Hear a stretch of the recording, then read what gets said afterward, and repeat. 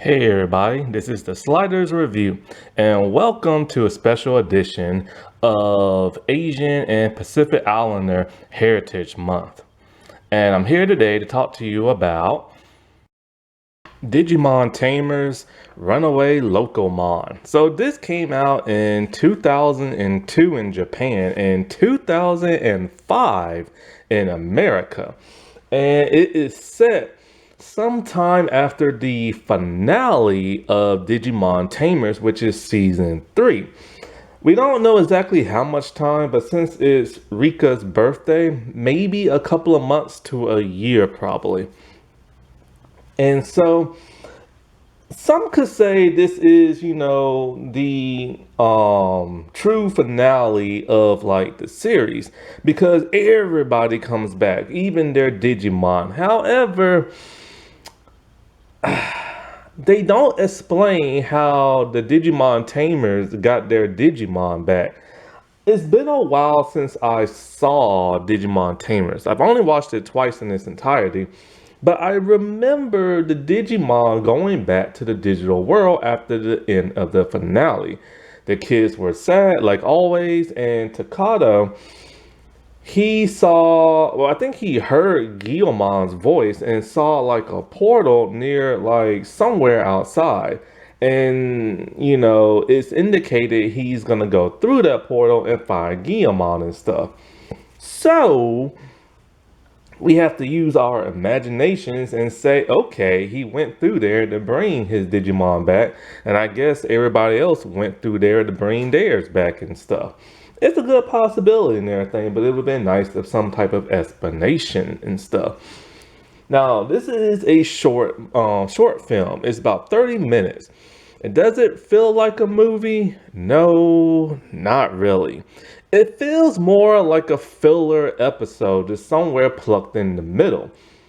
And I would have appreciated a whole lot more if it was, plucked somewhere in the middle, like, when all the humans get their Digimon and come back from the digital world and all this other stuff.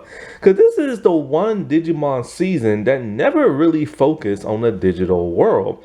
They spent the majority of their time in the human world and a small brief time in the digital one. And so that was always interesting, but it always frustrated me because one of the appeals about Digimon is a bunch of kids lost in the digital world and everything and having to survive.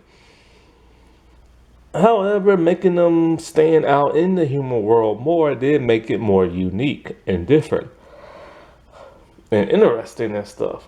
And yes, I know unique and different are basically the same thing, but you know what I mean.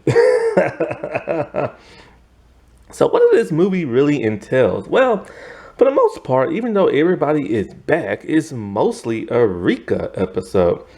And, I like Rika. I like her design. I like the voice actress. I don't like her personality and everything. She was always too, you know what I'm saying? I always like Henry more. Plus, he had Terriermon. And I love myself some Terriermon, man. He's so cool and stuff. But, yeah, it's mostly a Rika episode. And for the most part, do the characters evolve? Not really. The characters are still the same way they always are. Rika is kind of reverted back to her grumpy self, but she's a little bit more calmer and stuff when she's around her friends, unless you really piss her off. And well, in this episode, from the very start, Rika is upset and pissed off and going through the motions. Takado and the others found out when her birthday is, and he lets it slip that they're gonna throw her a surprise birthday party. This pisses her off big time. And because she doesn't want nobody to know when her birthday is and celebrate it and all this other stuff. But it's never explained why. But then we find out why in a very, very beautiful song. And I remember when I heard this song years ago, I was on YouTube and I heard, I'm like, what episode is this from? Because I don't remember because I never saw the movie, I actually just recently watched the movie and stuff for the first time. And, the song is beyond like gorgeous and everything. I think it's like Promise, something on the sunset, something like that. And it's just a really beautiful song. And then we find out why she doesn't like celebrating her birthday. We get a key ingredient into her backstory that's never really been explained in the series, that people never really thought about and stuff. So, anyways, while that's going on and she's on the phone being pissed at him, a Digimon appear out of nowhere, Locomon, and he's just racing on the train tracks, going berserk.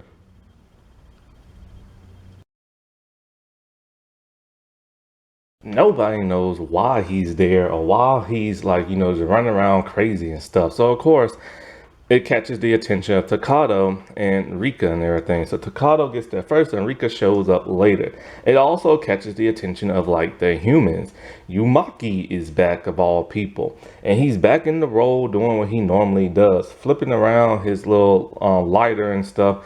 And even his two female assistants are there on their little like weird futuristic computer thing that they're on, which I can't remember their story arc. I remember he became an ally of theirs, but other than that, I don't know what he did afterwards and stuff. But yeah, he's back, but he's not his grumpy mean self no more, but still Rika does not like him. So they try to like, stop like Locomon and everything, but he just won't stop. And so they try to like shut down like, his engine, and Rika, digimodifies her Digimon and stuff like that. And because, Guillamon got like left behind and everything. When he gets left behind, then he ends up meeting like Henry and the rest of the Digi-Destins. And, I hate calling them, well, they're technically Digimon tamers, but I still call them Digimon, Digi-Destins, because I love that name and stuff. But he meets up with the rest of the tamers, if you can really call them that. I've never personally liked them. I've only liked the original three, Henry, Takato, and Rika. I don't like none of the others and stuff. They just feel like just lagging along, and they don't really do nothing for the group. They don't really contribute all that much. Their Digimon don't even Digivolve, man. I mean, come on now. That's just pathetic. And that's boring. That's one of the reasons why Digimon Tamers is one of my least favorite from all the ones that I watched and stuff. I haven't watched that many. I think there are 9. I've only watched 4. I tried to watch 2 others, but couldn't. And it's just it is ranked at number 4 for me because it's just simply, they are one of the things that dragged it down for me, and I just don't like them. Plus the story, like I said before, I'll talk about Tamers and why I have like conflicting feelings for it. But one of the reasons are like these other Tamers and like their Digimon I just don't like at all. And I mean not at all. And stuff. I can't really remember their name. I think it's Kenzu or Kento or something like that. Then there's, Jerry and stuff, but it's Kazu, Kento, and Susie. Oh God, Susie's annoying. And so like, and then there's Jerry, who I feel bad for, but she only makes a cameo in this. She's not really there helping out. And Impmon, well, he digivolves into what's his name? What's his name again? The dude with the rifle and the motorcycle who killed Leomon and everything. His murderous behind his back. And Iyazumon, I think his name is. And so everybody just shows up to try to like stop Locomon, but they can't because Locomon's just so powerful and everything. And they basically just dare to like make kind of like small role cameos and like attack them and stuff like that. But like we find out who the true villain of this is, and once again is a virus Digimon. Ugh, virus Digimon. Harasamon, I think his name is, or Parasamon, or something like that, is a virus spider-like Digimon, and apparently he attached himself to not only Locomon, but that of Rika and everything, and he's controlling both. And Rika picks up a giant wrench, and she tries to, like, maim Takato and everything. And while he's infecting her, controlling her, then we get the explanation as to why she doesn't want her birthday celebrated, and we get that beautiful song. So in like her mind, we see a little teeny tiny Rika as a little kid. She's on the swing set, and there's a man standing next to her. Then it later transformed into like teenage Rika and everything, and that man is her father. And she's singing a very telling song about how, you said you will always be there for me, through the darkness and stuff like that. I will hold your hand and you will guide me to the light. It's a gorgeous song, like my God, and it's very telling. Basically, being the father, like they do what they do. They be like a parent. They always gonna be there for their kid and protect them and this and that. However, in Digimon Tamers, we never see this man because I'm assuming he is dead. Either he's dead or he walked off and everything. And so, like, it really pains her. And it's probably one of the reasons why she's been so grumpy all her life. Out of all the Digimon Tamers, she is the most, like, mean and ruthless one and grumpy and stuff. Like she thought Digimon weren't real and they were just like digital, like, pretend things, and that's why she always like wanted them to fight and destroy them and stuff like that. She's a girl with a lot of issues. And her mom's, I think, like a supermodel, and like, and she doesn't want to be a supermodel, but her mom kind of wants her to dress more girly, but she's a tomboy. And we only saw her mom and her grandma throughout the entire series. It never dawned on me that her father was never there. And so, because he's not there to spend year or day after day, and especially every year for her birthday, this is probably why she's been so grumpy all the time. Well, of course, like Renamon and Takato and Guillemon, they help like take the parasitic Digimon off her and stuff. And so the kids, they see like a giant like tunnel in the sky and everything, from the sky to the ground. It's a digital portal and everything. And so they realized something. This was the parasite Digimon's plan all along. He unleashed Locomon to bust a hole, like make a digital zone, and cause all his other type of like parasitic Digimon, like brothers and sisters, to come out as well.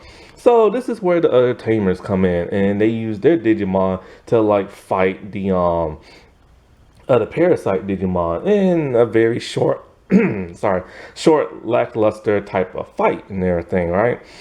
And this is why I just don't like them and stuff. But then of course our main three are trying to stop the bigger one, and the bigger one has caused Locomon to or digivolve.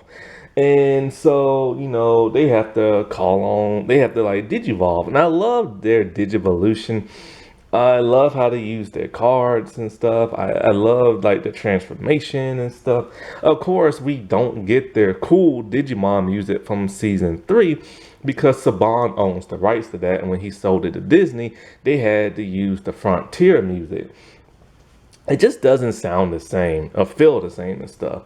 But we get all the Digivolutions from like Champion to Ultimate to like their mega forms and everything. They get the what is it? They do the Matrix Digivolution. They do like the Bio Merge Digivolution. We get Dukemon and everything, and so they're all just trying to like destroy as much of the parasites as they can. And then Dukemon goes to like Crimson mode and everything. He shoots like his like weapon into like the digital zone, like tunnel and stuff. And I think it causes like a beam wave or something like that to destroy the rest of the parasitic like Digimon. Not really a satisfying like fight. It kind of was rushed and everything. I wish it could have been better. The other Digimon Tamers movie battle was a whole lot better. So once the day is saved, now they're back at Rika's place. Everybody's there. Even Rico's there and everything. And like, like Colomon is there, Jerry's there, Susie's singing and everything, and Susie Digimon, or Susie I think, lets it slip that Rika has a crush on Rico and stuff, and Which is funny, their name, no, Rio, that's his name, Rio. And it's funny because they have a similar name and stuff. And so they want to hear this song that Rika sung when she was like, you know, brainwashed and stuff. Only for her to get up, not say nothing, and just like walk off, which kind of bums everybody out. But then her mom gets up and starts singing for everybody. Takado goes to see if she's okay because she's literally just sitting on the porch looking up at the sun, and kind of just has like stern, kind of muted, like, you know, not so much depressed, but just kind of like a wandering kind of look on her face. Only for Renamon to like pull him back because, you know, she knows Rika just wants to be alone. And then we hear Rika say, like, you know, you promise, you know, she sings the rest of the one part of the song about, you know, something about promising something at the sunset. And then it ends just like that, you know. It's just like she's never gonna be truly happy because that one person who promised he'll always be there is, of course, never gonna be there and stuff. So it's an odd series finale, to say the least. It just feels like a filler middle episode, and that's what it should have been. It shouldn't been like, you know, everybody like, you know, after the finale and stuff, but you know, it is what it is and stuff. Happy Asian and Pacific Islander month, everybody. Alrighty, well, I'll talk to y'all later. Bye.